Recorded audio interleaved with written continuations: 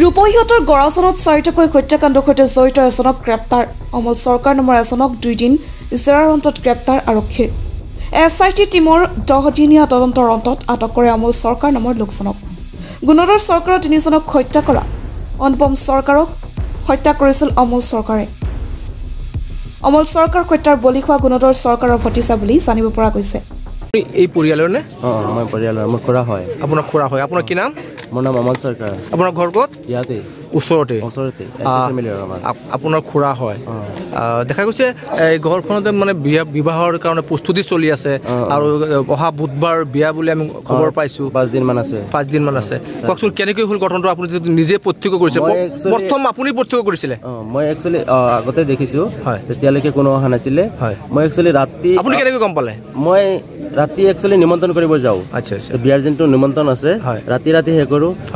আজি ৰাতি যেতিয়া অলপ লেটকে আইছো 8:20 মান 8:18 তেতিয়া হৈছে ফোন কৰিছো টাইম চাই কলো 8:20 মান আইডিয়া তো 8:20 মান আইছো লিষ্ট লৈ যাম ঘৰত যাম তেতিয়া দেখোন পুৰা 4 জন পৰি আছে ব্লাড পুৰা এনেকে পৰি আছে পাছত মই খুৰাক ফোন কৰিলো মোৰ বাইটিক ফোন কৰিলো তেতে সব মানুহ লৈ আহিছে তেনেকে কিবা চুকা অস্ত্ৰ পাইছে নেকি বা হাতী আছে তেনেকুৱা পাইছে পৰিয়া পৰা আছে কি চুকা অস্ত্ৰ কেনেকৈ কেনেধৰণ দাওটা আছে পুৰা দাওটা আছে ন আচ্ছা তিনিজনী আপোনাৰ পৰিয়ালৰ তিনিজনী আমাৰ পৰিয়ালৰ কি নাম জয়স্মিতা চৰকাৰ আৰু সুৰদনী চৰকাৰ গুণধৰ চৰকাৰ যিজনী ছোৱালীৰ বিবাহ ঠিক হৈছিলে সেই ছোৱালীজন ঘৰত নাছিল নেকি নাই হি ঘৰত নাথাকে হি ক'ত থাকে তাই থাকে নগাঁৱত চাকৰি কৰি আছে কিহৰ চাকৰি কৰে টিচাৰ হয় চৰকাৰী চাকৰি নে সাৰ্ভিস টিচাৰ চৰকাৰী কোন স্কুলত কৰে স্কুলৰ নাম গম নাপাওঁ আমি টেটত পাইছিলে টেটৰ শিক্ষয়িত্ৰী কাৰ লগত বিয়া ঠিক হৈছিলে ইয়াতে বিয়া ঠিক হৈছিলে সাইদৰ কুশল চৰকাৰ বুলি কুশল চৰকাৰৰ লগত দেখা গৈছে ইয়াত এটা মৃতদেহ পৰি আছে এতিয়ালৈকে চিনাক্ত হোৱা নাই আপোনাৰ পৰিয়ালৰ মানুহ নহয় বুলি ইতিমধ্যে আপোনালোকে কৈ আছে এইটো কোন হ'ব পাৰে এজনী এতিয়া আমি এইটো ইমান আইডিয়া নাই কিন্তু এতিয়া ছোৱালীজনী আছে আৰু বাইটি এজনী আছে বাইটিজন আহিব এতিয়া চাগে আহিছে চাগে ওচৰতে আহি পাইছে আৰু হেৰি বন্তিজনী আছে ৰূপহী থানাত আছে চাগে তাই আহিলে গম পাম মানে ঘৰত কোনো নাছিল নেকি বেলেগ কি হয় আমি ইমান আইডিয়া ঘৰত বেলেগ কোনো নাছিলে নেকি নাই কোনো নাছিলে এই 4 জন পৰি আছিলে মই যেতিয়া চাইছো চোৱাৰ পাছত মোৰ বাইটিক ফোন কৰিছো খুৰাক ফোন কৰিছো সিহঁতে মানুহ লৈ আহিছে আপোনালোকৰ কি সন্দেহ হয় কথাটো সন্দেহ এতিয়া আমি ইমান ক'ব নোৱাৰো ছোৱালী আছে ডাঙৰ ছোৱালীজনী আছে ই আহিলেহে তাৰ ভিতৰৰ কথা কিবা কিবি থাকিব পাৰে হয়তো বেলেগ কোনোবা প্ৰেমজনিত কিবা হ'ব পাৰে নেকি হ'ব পাৰে তেনেকুৱা কিবা হ'ব পাৰে আমি এইটো কোৱাটো সম্ভৱ নহয় তেনেকুৱা হ'ব পাৰে হয়তো সেই ডাঙৰ ছোৱালীজন যাৰ বিয়া ঠিক হৈছিলে সেইজনে ক'ব পাৰিব তাৰ লগত যদি কোনোবা কিবা আছে এতিয়া আমাৰ পুলিচে কিবা কিবি সুধিছিলে মই কৈছো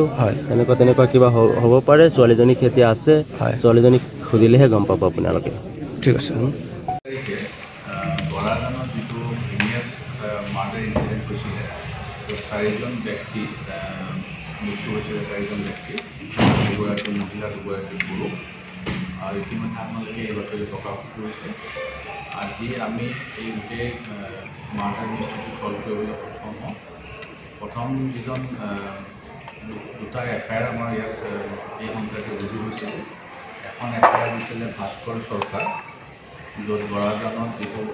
হত্যাকাণ্ড হৈছিলে য'ত জয়স্মিতা চৰকাৰ সুৰাধনী চৰকাৰ আৰু গুণধৰ চৰকাৰৰ মৃত্যু হৈছিলে সেই সম্পৰ্কে ভাস্কৰ চৰকাৰে এখন আমাক এফআইআৰ দিয়ে সেইখন এফআইআৰ হ'ল কেছ নাম্বাৰ 405/24 আৰু যিজন অনুপম সূত্ৰধৰ নগাঁৱৰ যিজন বাসিন্দা তেওঁৰ ঘৰৰ পৰা আমি এখন এফআইআৰ পাওঁ কুলদুল পুৰী বুলি তেখেতে এখন এফআইআৰ দিয়ে সেই কেছ নম্বৰটো হ'ল 406/24 আমি এইকেইদিন ইনভেষ্টিগেশ্যন কৰি টেকনিকেল ইনভেষ্টিগেশ্যন আৰু আমাৰ যিটো হিউমেন ইণ্টেলিজেঞ্চ বা আমাৰ যিখিনি তথ্য আমি ঘটনাস্থলীত পাওঁ গোটেইখিনি আমি কাৰিকৰী চাই আমি এইকেইদিন কেইবাজন ব্যক্তিক জেৰা কৰোঁ আৰু ঘটনাৰ দিনাখন আমাৰ 7:49 জয়স্মিতা আৰু নৱস্মিতাৰ মাজত কমিউনিকেশ্যন তাৰ পিছৰ পৰা কমিউনিকেশ্যন নাছিলে আৰু পুলিচে খবৰ পাইছিলে 8টা ভিতৰত আমি এটা সন্দেহ কৰিছিলোঁ যে এইখিনি সময়ৰ ভিতৰতে যিটো ঘটনা হৈছে এইখিনি সময়ৰ ভিতৰতে হোৱা বুলি আমি সন্দেহ কৰিছিলোঁ কিন্তু আজি যোৱাকালি আমি এটা তথ্য পালোঁ যে 8:12লৈকে কমিউনিকেশ্যনত আছিলে, ইণ্টাৰনেট কমিউনিকেশ্যনত আছিলে জয়স্মিতাৰ মৃত্যুৰ আগতে। আৰু সেইটোৰ ভিত্তিতে আমি যিজন প্ৰথম ব্যক্তি আছিলে অমল চৰকাৰ, তেওঁক আমি জেৰা কৰোঁ আৰু তেওঁ আমাৰ আগত স্বীকাৰোক্তি দিয়ে যে তেতিয়া তেওঁৰ ঘৰটো এই ঘটনাস্থলীৰ 4টা ঘৰ আঁতৰত আৰু তেওঁ পিছফালে যেতিয়া পেচাব কৰিবলৈ গৈছিল তেতিয়া তেওঁ শব্দ শুনা পায়,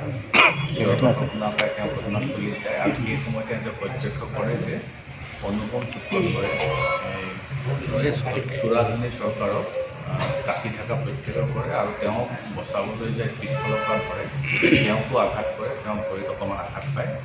আৰু তাৰ মাজত হাতাহাতি হয় দুইজনৰ ভিতৰত আৰু যিখন দা দি হত্যা কৰিছিলে সেইখন দা দিয়ে অমল চৰকাৰে তেওঁকো হত্যা কৰে। তাৰপিছত তেখেতৰ যিখিনি হাতত বা গাত তেজ লাগে সেইখিনি তেওঁ আনি পেলাই পুখুৰীটোত থয় আৰু যিটো চোলা আৰু যিটো গেঞ্জি পিন্ধি আছিলে তেওঁ সেইটো আমাক জ্বলাই দিয়া বুলি আজি স্বীকাৰোক্তি দিছে।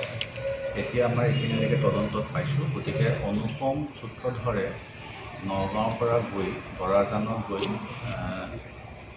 তেওঁ 3জন ব্যক্তিক হত্যা কৰে। কৰাৰ সময়তে যিজন 3 নম্বৰ ব্যক্তি আছিলে তেওঁৰ নাম হ'ল সুৰাজনী চৰকাৰ, তেখেতক হত্যা কৰাৰ সময়তে অমল চৰকাৰে প্ৰত্যক্ষ কৰে আৰু তেওঁ সেই হত্যাকাৰীজনক তাতে অনুপম সূত্ৰধৰক তাতে হত্যা কৰে অমল চৰকাৰে। এইখিনিলৈকে আমি তদন্তত পাইছোঁ।